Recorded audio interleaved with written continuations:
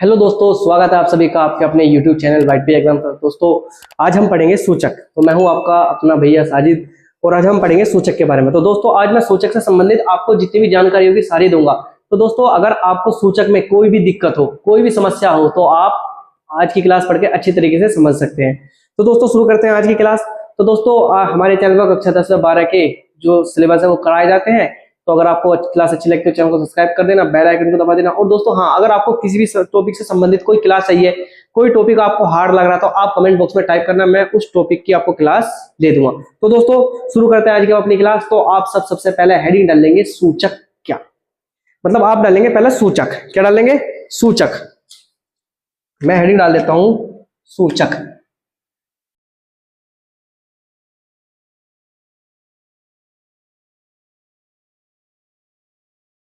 हमने हेडिंग क्या डाली? हमने हेडिंग डाली सूचक। क्या डाल दी दोस्तों? सूचक। सूचक। अब हम सूचक के बारे में पढ़ेंगे कि सूचक क्या होते हैं। सूचक क्या होते हैं? अभी आपने अम्ल पढ़ लिया और क्या पढ़ा? अम्ल के बाद में हमने क्षार पढ़ लिया और क्षार के बाद में क्या पढ़ लिया हमने? लवण पढ़ लिया। तो अब हम सूचक पढ़ते हैं। सूचक जो होते हैं ना, वे जब किसी अम्ल में, सॉरी, किसी विलयन में अम्ल व क्षार की उपस्थिति का पता लगाने के लिए जिनका प्रयोग किया जाता है, उन्हें क्या कहते हैं? सूचक। तो लिखो, किसी विलयन में, किसी विलयन में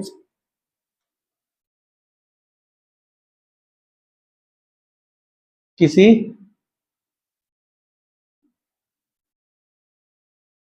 विलयन में किसी विलयन में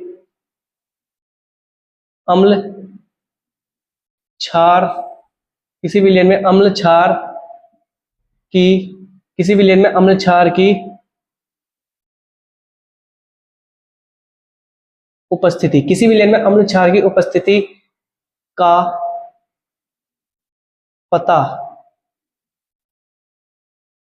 लगाने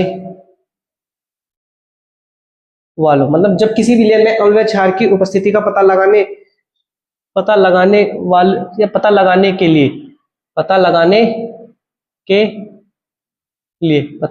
लिए सूचक का प्रयोग करते हैं।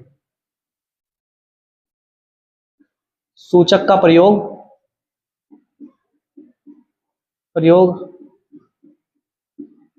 करते हैं। मतलब हमें पता नहीं कि सुबह ऐसा मान लो, जैसे ये है, मैंने क्या करा? मैंने इसमें एक विलयन भर दिया। क्या भर दिया? विलयन। आप विलयन क्या होगा? विलयन दो या दो से अधिक पदार्थ के समागी मिश्रण को क्या कहेंगे? विलयन कहेंगे। तो मैंने एक इसमें विलयन भर रखा। अब मुझे इसमें पता करना कि वो विलयन अम्लीय है या क्षारीय है। मुझे पता नहीं कि वो क्या है, मुझे पता करना कि वो अम्लीय है या क्षारीय। तो जब मैं विलयन का पता करूंगा कि अम्ल है या क्षारीय, तो जब जिस चीज का प्रयोग करते हैं सूचक कहलाते हैं। कैसे? मैं इसमें सपोज करूं, मैं इसमें हल्दी डाल दूं, मैं इसमें क्या करूं? हल्दी डाल दूं। जैसे मैं इसमें हल्दी डाल दूंगा, अगर इसमें क्षार हुआ तो हल्दी कैसी हो जाएगी? अगर मैं जैसे अगर ये क्षारीय विलयन हुआ तो हल्दी कैसे हो जाएगी? हल्दी हल्दी हो जाएगी लाल रंग की। कैसे हो जाएगी? लाल रंग की। और अगर वो अम्ल हुआ तो हल्दी कैसी रहेगी? हल्दी पीली की पीली ही रहेगी। मैं भी समझाऊंगा क्या। मतलब किसी चीज में अम्ल व क्षार की उपस्थिति का पता लगाने के लिए जिस चीज का प्रयोग किया जाता है उसे क्या कहते हैं? सूचक कहते हैं। वही, क्योंकि आप सब जानते हैं कि अम्ल और क्षार संक्षारक प्रकृति के होते हैं। संक्षारक प्रकृति का मतलब अगर वो हमारी त्वचा पे गिर जाए या अगर हम उन्हें टेस्ट कर लें तो क्या हो जाएंगे? हम उससे हमारे शरीर को नुकसान पहुंच सकता है। तो हम क्या करेंगे? हम पता कर लेंगे कि इसमें अम्ल कितना है, यानी अम्ल है या क्षार है। अगर हमें अम्ल और क्षार के बारे में पता चल जाएगा तो हम क्या करेंगे? उससे आसानी से उसके बारे में बता सकते हैं। तो अम्ल और क्षार की उपस्थिति का पता लगाने के लिए किसका प्रयोग करते हैं? सूचक का प्रयोग करते हैं। जैसे एक बीकर है, बीकर में विलयन है। अब इसमें हम पता नहीं कि अम्ल है या क्षार है, तो हम इसमें सूचक डाल के देखेंगे तो सूचक से पता चल जाएगा कि इसके अंदर अम्ल है या क्षार है। और जब हमें इसके अंदर अम्ल और क्षार के बारे में पता चल जाएगा तो हम उसका इस्तेमाल कर सकते हैं। आगे बात समझ में? अब हेडिंग डाल लो सूचकों के प्रकार। क्या हेडिंग डालेंगे? सूचकों के प्रकार। इसे मिटा रहा हूं, हेडिंग डालेंगे सूचकों के प्रकार। क्या डालेंगे? सूचकों के प्रकार।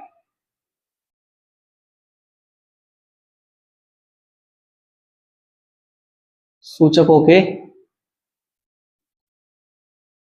प्रकार मतलब सूचकों के प्रकार। अब सूचक भैया कितने हुए? सूचक बहुत सारे हुए। क्या हुए? सूचक क्या हुए भैया? सूचक बहुत सारे होते हैं। क्या होता है? सूचक बहुत सारे होते हैं। तो लिखो, यानी सूचकों के निम्न प्रकार होते हैं। लिखेंगे सूचकों के निम्न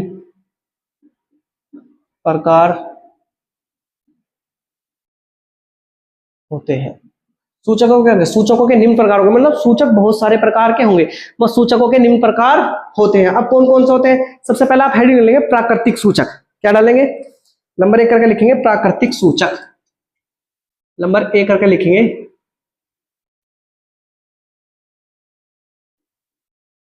प्राकृतिक सूचक। प्राकृतिक सूचक तो लिखेंगे वे सूचक जो हमें प्रकृति से प्राप्त होते हैं उन्हें क्या कहते हैं? उन्हें प्राकृतिक सूचक कहते हैं।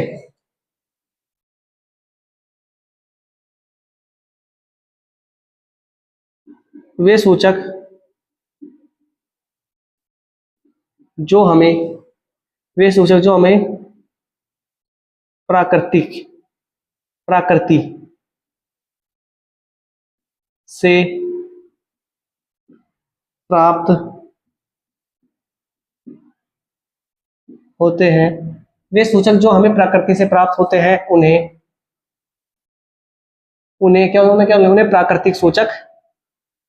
प्राकृतिक सूचक कहते हैं। प्राकृतिक सूचक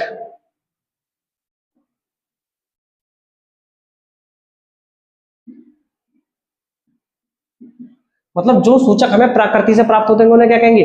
प्राकृतिक सूचक कहते हैं। जैसे इसके उदाहरण लिख लो। उदाहरण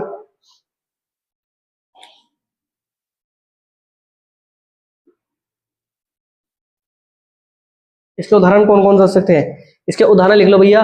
तो लिटमस पेपर, क्या?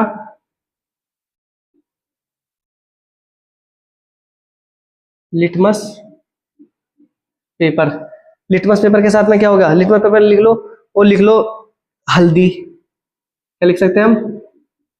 हल्दी। हल्दी के साथ में भैया हम लिख लें चाइना रोज। China rose. और चाइना रोज के साथ में लिख लो लाल गोभी। लाल गोभी। लाल गोभी। लाल गोभी। अब ये क्या है? ये भैया वे है जो प्राकृतिक सूचक के अंतर्गत आते हैं। मतलब जो सूचक हमें प्रकृति से प्राप्त होते हैं उन्हें क्या कहते हैं? उन्हें प्राकृतिक सूचक कहते हैं। उदाहरण के लिटमस पेपर हो गया, हल्दी हो गया, चाइना रोज हो गया और लाल गोभी हो गया। ये सब क्या है? ये सब प्राकृतिक सूचक के उदाहरण है। क्या ये प्राकृतिक सूचक के उदाहरण है? अब दोस्तों मैं आपको बताता हूँ कि प्राकृतिक सूचक काम कैसे करते हैं। जैसे इसमें हमारे पास हम लिटमस पेपर भी ला सकते थे। हमारा लिटमस पेपर एक दो दिन में आ जाएगा। मैंने उसे ऑर्डर कर रखा। जब मैं उसका लिटमस पेपर का आपको प्रैक्टिकल करके दिखाऊंगा, क्योंकि लिटमस पेपर लाल और नीला दो प्रकार के जो अम्ल और क्षार की उपस्थिति का पता बता देंगे। अब मैंने आज एक वो करा हल्दी वाला। मैं आज आपको हल्दी वाला बताऊंगा हल्दी वाला कैसे। देखो मैंने आज क्या करा, मैंने करा है कि मैंने एक पेज लिया, एक व्हाइट पेज लिया और उसमें मैंने क्या करा, मैंने उस पर हल्दी मतलब हल्दी को घोल के इस पर अच्छी तरीके से कर ली। अब करने के बाद में अब पता करते हैं कि हल्दी कैसे काम करती है। हल्दी कैसे काम करती है तो आप ध्यान रखना। आप क्या ध्यान रखेंगे? जैसे हल्दी है, हल्दी ध्यान रखना। हल्दी क्या करती है? अगर क्षार होगा तो हल्दी कैसी हो जाएगी? हल्दी लाल हो जाएगी। क्या हो जाएगी? लाल हो जाएगी। और अगर हम दूसरे में लेवा एक और हल्दी लेवा और अगर अम्ल होगा, क्या होगा? अम्ल होगा तो हल्दी पीली ही रहेगी। क्या रहेगी? यानी पीले कलर की रहेगी। पीला ही रहेगा। हल्दी का कलर कैसा रहेगा? पीला ही रहेगा। अब देखो कैसे। मैंने इसका एक देसी जुगाड़ करा। मैंने क्या करा, मैंने एक बीकर एक इसमें मैंने क्या करा, मैंने इसमें भैया घर में हमारे साबुन थी, मैंने साबुन क्या करा, साबुन को मैंने इसमें घोल दिया। क्या करा? साबुन को घोल दिया। मैं इसका पहले भैया जो इसमें है ना, मैं इसमें ऐसे ही डाल देता हूँ। मैंने क्या करा, इसमें साबुन घोल दिया। अब मैंने इसमें से लिया, मैं थोड़ा सा छार लिया और मैं एक कागज पे लेके, देखेंगे आप इसे ध्यान रखेंगे, मैं एक कागज पे लेके मैंने क्या करा, मैंने एक कागज पे लाकर भैया से डाल दिया। तो आपको एक चीज दिख होगी, देखो इसका रंग कैसा हो गया? इसका रंग हो गया लाल कलर का। क्या हो गया? इसका लाल कलर का। मतलब ये क्या था? ये क्षार है। ये क्या है? हल्दी। तो इसने क्षार की उपस्थिति का पता बता दिया। कैसा हो गया? लाल कलर का। आप इस प्रैक्टिकल को घर में भी करके देख सकते हैं। एक पेज पे लेंगे, आपके अगर हल्दी होगी, किसी भी हल्दी को पीस का इसका पेस्ट सा बना लेंगे और इसे एक कागज पर रखकर पहले उसे सुखा देंगे। मैंने 2 दिन पहले सुखाए थे, आज मैंने इसका कर रहा हूँ। तो आपको दिख रहा होगा इस पे क्या हो गया? इस पे रेडनेस आ गई। कैसी आगे भैया? ये लाल कलर का हो गया। अब मैं क्या करता हूँ, अब मैं यही देखता हूँ कि अम्ल, ये क्या होता है? अम्ल। तो आपने अम्ल के बारे में पढ़ा कि अम्ल स्वाद में क्या होते हैं? खट्टे होते हैं। तो मैंने खट्टे लेने का मैंने क्या करा, मैंने भैया एक नींबू लिया। क्या लिया? नींबू लिया। अब मैं क्या करूँ, मैंने नींबू को क्या करा भैया, मैंने नींबू को इस पर डालना शुरू करा। मैंने इस पर नींबू को डालना शुरू करा। तो आप एक चीज जादू देखेंगे कि दोस्तों देखो भाई, इसका भी कलर, इसके कलर में कोई भी चेंज नहीं हुआ, मतलब जैसा इसका कलर था ना, मतलब पीला का पीला है, और इसका कलर देखो, इसका कलर कैसा हो गया, लाल हो गया, इसका कलर कैसा हो गया, इसका कलर कैसा हो गया, लाल, और इसका कलर कैसा है, इसका कलर बिल्कुल पीला का पीला है। मतलब ये प्राकृतिक सूचक ऐसे सूचक होते हैं जो हमें प्रकृति से प्राप्त होते हैं। तो अब आपकी समझ में आ गया होगा कि प्राकृतिक सूचक वे होते हैं जो प्रकृति से प्राप्त होते हैं। और हल्दी क्या करती है, हल्दी लाल लिटमस, सॉरी हल्दी क्या करती है, हल्दी अगर क्षार होगा तो उसे क्या कर देगी, लाल कर देगी, और अगर वो अम्ल हुआ तो क्या कर देगी, उसे अम्ल हुआ तो क्या करेगी भैया, अम्ल का कोई भी रंग चेंज नहीं होता। और ये उदाहरण दोनों ये रे भैया, मैंने दोनों करके दिखा दिया, आई होप कि आपको नहीं समझ में आ गया होगा।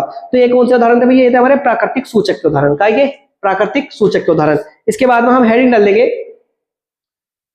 इसके बाद में हम हेडिंग डाल लेंगे संश्लेषित सूचक। कौन सा, संश्लेषित सूचक, संश्लेषित सूचक। तो इसे मैं मिटो दो भैया, संश्लेषित सूचक। तो आप हेडिंग डालेंगे संश्लेषित सूचक, नंबर 2 लिखेंगे संश्लेषित सूचक।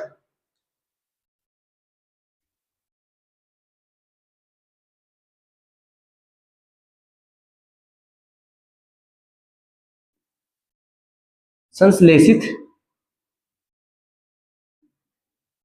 सूचक, संश्लेषित सूचक। अब जो संश्लेषित सूचक होते हैं वे कौन से सूचक होते हैं, मतलब वे सूचक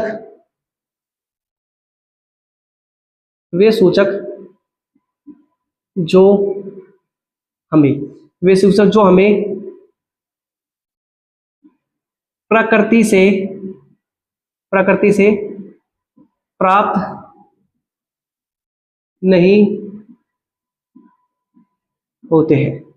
मतलब वे सूचक जो हमें प्रकृति से प्राप्त नहीं होते, बल्कि लिख लेंगे,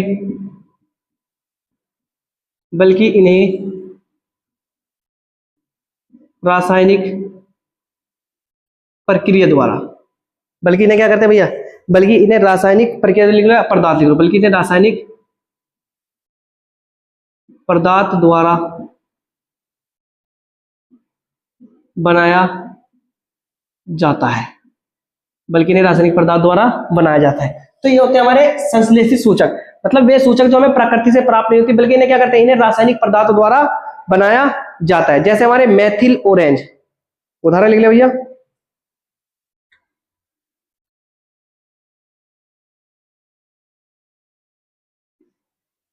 उदाहरण भैया हम 2 लिखेंगे। एक तो लिख लेंगे मेथिल ऑरेंज, क्या, मेथिल ऑरेंज।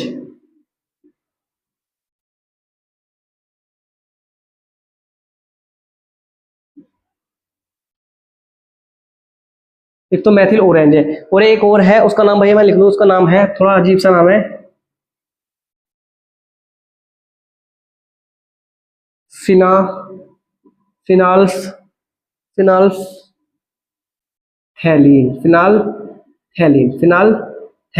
तो भैया ये क्या है, ये 2 हमारे संश्लेषित सूचक के उदाहरण हैं। अब ध्यान रखना फिनाल्थैलीन की क्या होंगे, इसके बारे में थोड़ी सी और जानकारी लिख लो कि अगर मेथिल ऑरेंज है, कौन सा है, अगर मेथिल ऑरेंज है, क्या है, मेथिल ऑरेंज है, तो अगर हम मेथिल ऑरेंज को अम्ल में डालेंगे, किसमें डालेंगे, अगर हम मेथिल ऑरेंज को अम्ल के अंदर डालेंगे, अगर हम मेथिल ऑरेंज को अम्ल के अंदर डालेंगे तो कैसा कलर का हो जाएगा, वो हो जाएगा लाल कलर का, कैसा, लाल कलर का। लेकिन अगर मैं इसमें मेथिल ऑरेंज को काय में डाल लूं, मैं अगर डालूं क्षार में, किसमें, अगर मैं क्षार में डाल लूं तो भैया वो हो जाएगा पीले कलर का, कैसे कलर का, वो हो जाएगा पीले कलर का।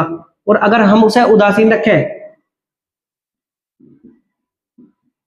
उदासीन, तो उदासीन में वो रहेगा ऑरेंज कलर का, ऑरेंज कलर का। आप इस चीज को भी ध्यान रखेंगे।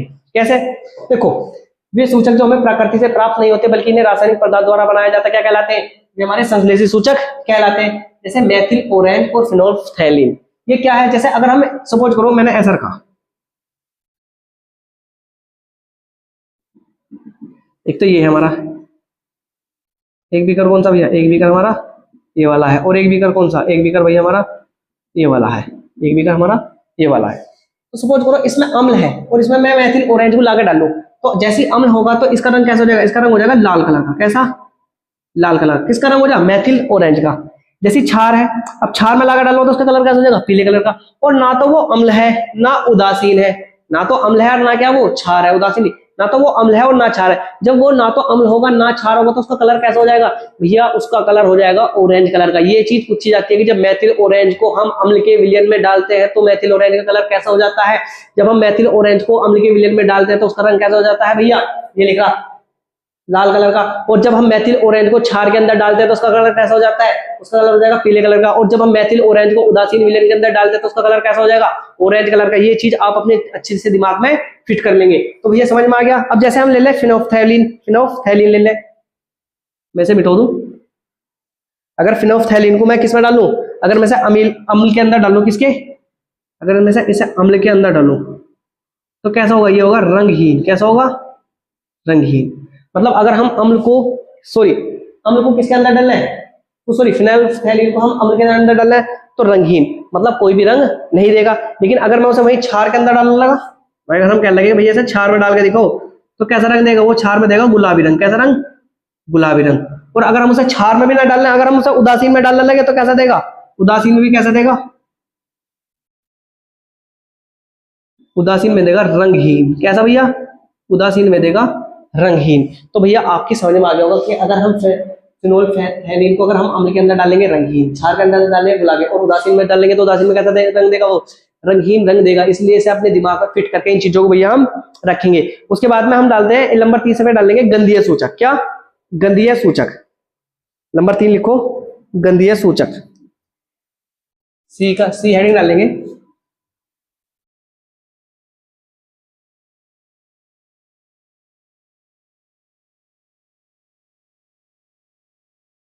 गंधीय सूचक मतलब जिसमें से क्या आती हो, गंधीय का मतलब जिसमें से गंध आती हो। अब इसमें लिखेंगे कुछ ऐसे पदार्थ होते हैं जिनकी गंध या तो अम्लीय क्षारीय माध्यम में, लिखें कुछ ऐसे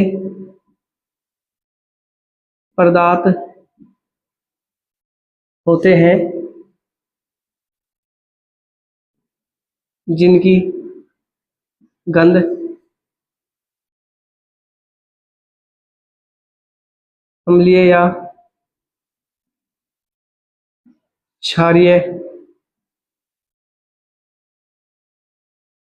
माध्यम में, कुछ ऐसे पदार्थ होते हैं जिनकी गंध अम्लीय या क्षारीय माध्यम में बदल जाती है। क्या होती है भैया, बदल जाती है। कुछ ऐसे पदार्थ होते हैं जिनकी गंध अम्लीय क्षारीय माध्यम में क्या होगी भैया, बदल जाती है। उन्हें क्या कहते हैं, उन्हें गंधीय सूचक कहते हैं। उन्हें क्या कहेंगे भैया, गंधीय सूचक कहेंगे। कैसे, जैसे ये इसका मैं तुम्हें प्रैक्टिकल करके नहीं दिखा सकता, इसका प्रैक्टिकल आप अपने घर करेंगे। जैसे आप लेंगे प्याज, क्या लेंगे, प्याज, और अगर प्याज के ऊपर आप नींबू छिड़केंगे, अगर आप प्याज के ऊपर नींबू छिड़केंगे तो प्याज की गंध क्या हो जाएगी, प्याज की गंध बढ़ जाएगी। क्या होगी, प्याज की गंध बढ़ जाती है। और अगर हम प्याज के ऊपर, अगर हम प्याज के ऊपर साबुन का पानी या उस पर क्षार डाल लें तो उसकी गंध क्या होगी भैया, उसमें से गंध नहीं आती। मतलब जो प्याज की स्मेल आती है ना, आप जब प्याज काटते तो बता देते हो कि प्याज की गंध आ रही है, स्मेल आ रही है। लेकिन जब हम प्याज के ऊपर नींबू डाल लेंगे या साबुन का पानी डाल लेंगे, साबुन क्योंकि हमारा क्षार कहलाएगा, तो क्या होगा, उसमें से गंध आनी बंद हो जाएगी। मैं इस प्रैक्टिकल को आपको करके नहीं दिखा सकता, आप इस प्रैक्टिकल को घर ही करेंगे। जैसे इसके कुछ उदाहरण लिख लो।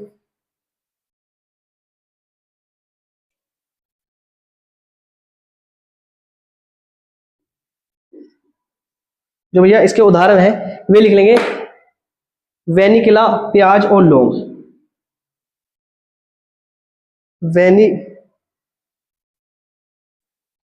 वेनिकला,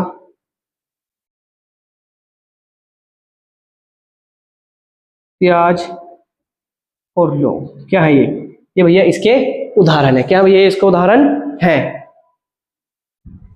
अब ध्यान रखेंगे, मैं इधर लिख दूं, नोट करके लिख दो, एनओटी नोट, यहां लिख रहे हैं नोट करके। जैसे प्याज है, प्याज को अगर अम्लीय माध्यम, अगर प्याज के ऊपर मैंने नींबू छिड़क दिया, सपोज करो प्याज के ऊपर मैंने क्या करा, नींबू छिड़क दिया, तो उसकी गंध क्या हो जाएगी, गंध बढ़ जाती है। क्या होगी, गंध बढ़ जाती है। गंध क्या होगी भैया, बढ़ जाती है। लेकिन अगर मैं वही प्याज के ऊपर क्या करूं, अगर मैं वही प्याज के ऊपर क्या कर दूं, अगर मैं प्याज के ऊपर क्षारीय कर दूं, यानी अगर मैं प्याज के ऊपर दूसरे लेव हम प्याज, अब प्याज को अम्लीय माध्यम में डालेंगे, कौन से माध्यम में डालें हम, इसे डाल रहे क्षारीय माध्यम में, कौन से, क्षारीय माध्यम में। तो इसकी गंध क्या होगी, इसकी गंध कम हो जाती है, इसकी गंध क्या होगी भैया, कम हो जाती है।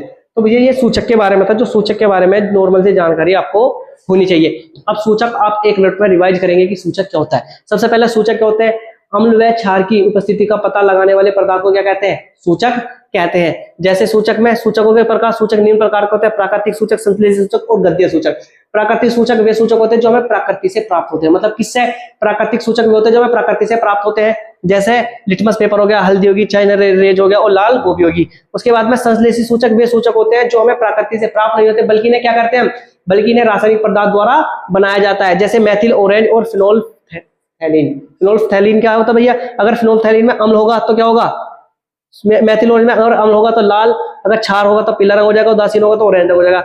ऐसी फिनोल्फथैलीन में अगर अम्ल का होगा तो रंगीन रंग देगा, क्षार होगा तो गुलाबी और उदासीन होगा तो रंगीन रंग देगा। फिर गंधीय सूचक, ऐसे सूचक, ऐसे पदार्थ जिनकी गंध अम्लीय या क्षारीय माध्यम में क्या होती है, बदल जाती है, उन्हें क्या कहते हैं भैया, उन्हें गंधीय सूचक कहते हैं। जैसे वेनिकला, प्याज, लौंग, क्या ये गंधीय सूचक के उदाहरण है। उसमें अगर प्याज है, अगर उसका अम्लीय माध्यम है तो गंध बढ़ जाएगी, और अगर प्याज है अगर उसमें क्षारीय माध्यम है तो उस पर क्षार डाल देंगे, उसकी गंध कम हो जाएगी। तो ये सूचक के बारे में था, किसके भैया, हमारे सूचक के बारे में था। अब देखते हैं अपना नया टॉपिक।